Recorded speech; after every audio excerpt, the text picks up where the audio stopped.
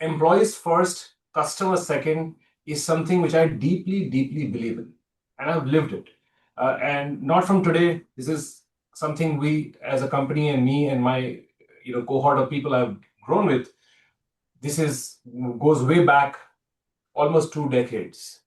I'll give you the context of it. The year 2007, my then company and the world of technology was, just about rebooting, pivoting, and not doing a category shift.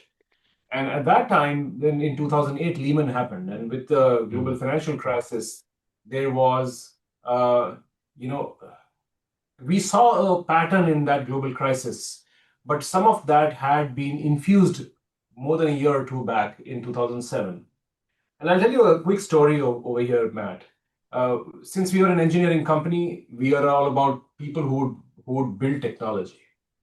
And often folks would work uh, during client deliverables or submission timelines or certain critical moments. They would go out of their way to work 18, maybe even 20 hours during an implementation or a go live.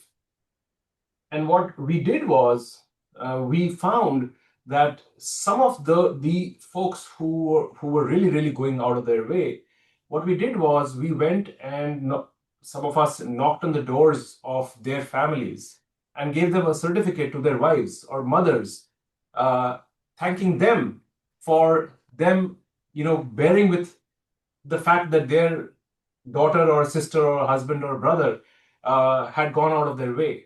Right. It's like Could thanking literally them for see. sharing that time with your company, right? Correct. And we could see people crying to see such a Mm. recognition. Come global financial crisis, we saw how just before that the attrition rates in the industry were going really high. Hmm. You would hire 100 people, 25 would be gone by the end of the year. And we suddenly saw that we did not have that problem.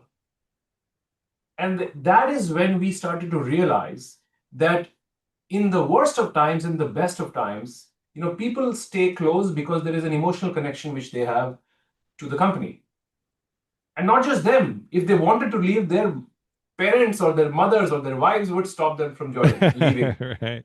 So we saw the power of employees first, customer second in action from the very early on.